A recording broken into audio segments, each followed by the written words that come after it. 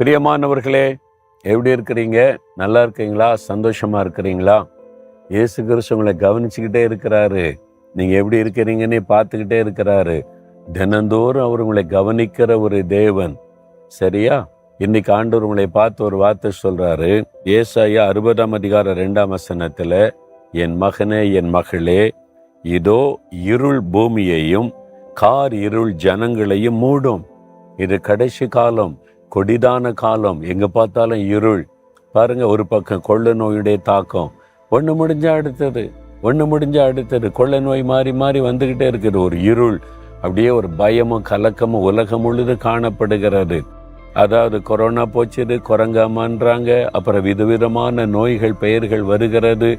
ஒரு பக்கம் பார்த்தா யுத்தம், ஒரு தேசத்துல யுத்தம் முடியறதுக்குள்ள அடுத்த தேசத்துல யுத்தம். ஒரு தேசத்துல பாருங்க பஞ்சம், ஜனங்கள்லாம் பாதிக்கப்படுறாங்க.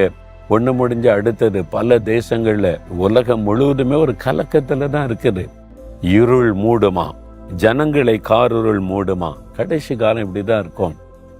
யுத்தங்களின் செய்திகள், பஞ்சம், கொள்ள நோய், இதெல்லாம் கடைசி காலம், இருளான ஒரு காலமாகத்தான் இருக்கும். ஆனா ஆண்டவர் சொல்றாரு, ஆனாலும் உன்மேல கர்த்தர் உதிப்பார், கர்த்தருடைய மகிமை உன்மேல காணப்படும்.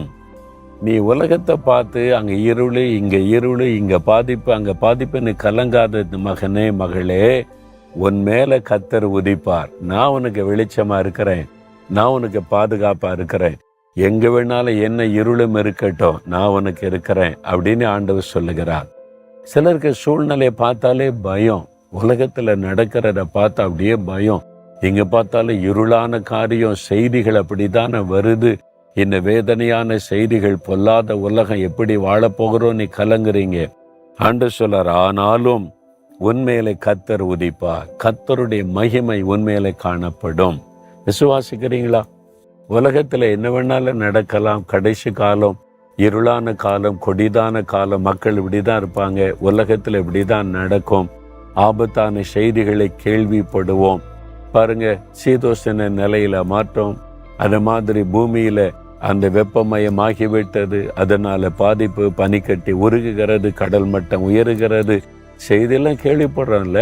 அதெல்லாம் பார்க்க கேட்க இந்த உலகத்துல என்ன நடக்க போகுது தெரியல, எப்படி வாழ போறேன்னு தெரியல.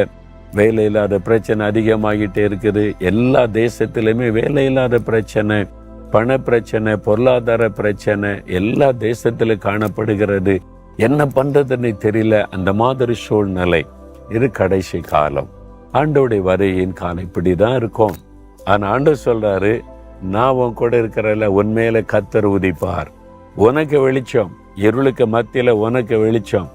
அதனால நான் உனக்கு வெளிச்சமா இருக்கிறேன். என் மகிமை உன்மேல உதிக்கும். நீ ஒன்னும் பயப்படாத. பாருங்களேன், கொரோனா காலத்துல உலகமே ஸ்தம்பித்து விட்டாரு. ஆராதனை நடத்த முடியாது, ஜெபம் நடத்த முடியாது, கூட்டம் நடத்த முடியாது, வீட்டுக்குள்ளதான் முடங்கி இருக்கணும். எல்லாமே அப்படிப்பட்ட சூழ்நிலையில ஆண்டவர் சொன்னாரு, நீ ஒரு ஊழியத்தை ஆரம்பி. எல்லாம் ஸ்தம்பித்து கிடக்குது, எங்க இருள் சூழ்ந்திருக்கு, என்ன செய்யறது? இல்ல, நீ ஒரு ஆரம்பி, டிவியில பேசு, அந்த வார்த்தையை ஜனங்க கேட்கட்டுன்னு சொல்லி ஜெபிக்கலாம் வாங்க நிகழ்ச்சி. 160 நாடுகள் இருக்கிற மக்கள் கேட்க ஆரம்பிச்சாங்க. யோசித்து பாருங்க, என்னால கிரகிக்க முடியல, நம்ப முடியல, எப்படி இது நடக்கிறது. ஆச்சரியமான காரியத்தை, இயற்கைக்கு மேற்பட்ட காரியத்தை கர்த்தர் செய்தார். பாருங்க, இன்றைக்கு வரைக்கும் அந்த நிகழ்ச்சி முடிய வடையில 2 வருஷத்துக்கு மேலாய் தொடர்ந்து கொண்டே இருக்கிறது. அதுதான், உலகம் எல்லாம் இருள் சூழ்ந்தாலும் உங்க மேல கர்த்தர் உதிப்பார். உலகத்துல நடக்கிறத பார்த்து நீங்க ஸ்தம்பித்து போயிடாதங்க. ஆண்டவர் சொல்றாரு, என் மகிமை உனக்கு வெளிப்படும். அதுதான் இயேசு கிறிஸ்து உங்களை வித்தியாசமாய் நடத்துவார்.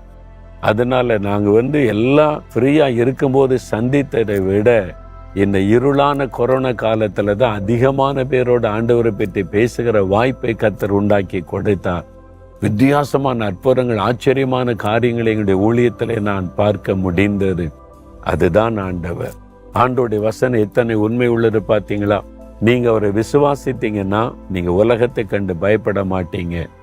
உலகத்துல என்ன வேணாலும் நடக்கட்டும், என் கூட இருக்கிற ஆண்டவர் எனக்கு வெளிச்சமாய் இருக்கிறார், அவருடைய மகிமை நிலை காணப்படுன்னு விசுவாசிங்க, அற்புதத்தை காண்பீங்க.